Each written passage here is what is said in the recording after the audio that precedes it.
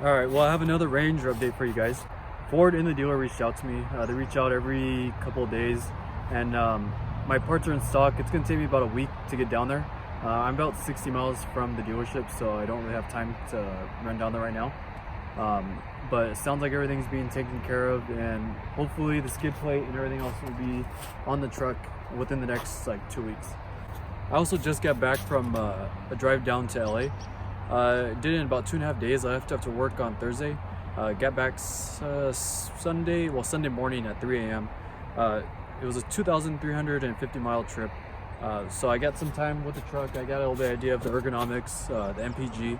I have a couple of things to kind of go over in terms of that. Over the entire trip, I got 22.5 miles per gallon. It's below the 24. I would say I spent about 95% of the trip on highway, but I was going about 75-80 most of the time, which could have resulted in the lower MPG. Also, it's pretty mountainous. There's a lot of hills, and if you've been to Northern California or Southern Oregon, you know how it is, and that could have negatively affected the MPG. But 22.5 is not horrible. I did get 25 miles per gallon in Central California. I was going about 65 for about 200 miles. It was relatively flat with just a straightaway. And I did get 25 miles per gallon, about 25 and a half actually. There's some periods where I was getting around 26 miles per gallon, but I was going about 60 miles per hour there. I think it's definitely possible to hit 26 if you're gonna drive 55 to 60 miles per hour. It wasn't worth driving that slow to save a couple MPG. The truck did great in the snow. I've driven similar conditions with my WRX. I wouldn't say it handled much better than that. I did see some cars go off the road, so it was nice knowing this truck got through that just fine. When I got home around 3 a.m., I actually noticed there's a big snow pile in front of my house. It was about this high just because the snow pile had been coming through. If I was in the WRX, I would have been out there at 3 a.m. shoveling the snow out. Thankfully, I was in this. I just put it in 4 low, and I was able to just drive right over that. So that was a nice thing to have. I know I mentioned in the first video about things I didn't like about the ergonomics and about the steering wheel position. That was an issue.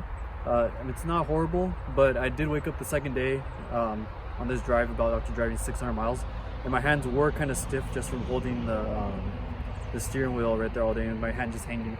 That's not something that happened in the WRX. I did get some lower back pain, which I usually get on these long drives. It wasn't noticeably worse than the WRX. I actually rolled up my sweater, stuck it behind me, and I was okay. I did find a somewhat comfortable position. It wasn't that great. I ended up just kind of having my knee up on the drive and kind of just resting my hand on it. That worked okay. Yeah, this car is not great for long drives. It's not horrible, it's just probably in between. I wonder if the lariat trim with the upgraded seats would have been better. I only do this drive about twice a year, and it's good enough for that. In the first video, I also mentioned the lights on the locks. That actually was really annoying. I was kind of curious if I get used to that. I think the biggest problem is it's literally the same color as the running lights on the truck, kind of like this, or that orange light up in front. If they would have just made that light any other color, even blue, red, anything, I think it would have been better. I noticed a lot of times I'd look over, and that orange light's the same color as the blind spot indicator. So I would look over and see the lock light and think there was a car there, just because a quick glance was confused it with the blind spot indicator. It's still minor, but they should just change that lock light to a different color. But overall, the truck did really good. I'm enjoying it a lot. I know it kind of seems like I'm nitpicking. It's just because I can't really find any major issues with it. It's most of the stuff I see with it is just minor. And I'm definitely not at the point where I would consider a different truck. I probably would have waited a couple months. I know in the last video too, some people were pointing out, because I mentioned that I was using 91 octane. So the thing with that is the car, the manual, everything, a lot of the big diagrams, everything mentioned 87, but in the fine print, it says use 91 for best performance, or if you're towing, or if it's hot outside. This kind of led me to believe, especially since I think this is like a detuned version of the Focus RS motor, that this engine was originally tuned for 91, and Ford is using 87 just to appease truck buyers. I'm also thinking maybe like down the line, if they do a Raptor version of this, they're just gonna use the same engine, tune it slightly different, require 91. It's just an easy way to get better performance. I've seen some YouTube videos and a couple blog posts where people are noting that it's getting 20 to 30 horsepower better just by using 91 in this truck. I know normally you just use, I know you can't just put higher octane gas in any car and expect it to run better. You're supposed to use whatever the engine's tuned for. But the manual is kind of confusing on this. I don't really know what this car was originally tuned for. It says both. I'll put up a picture of the manual in the video so you can see that.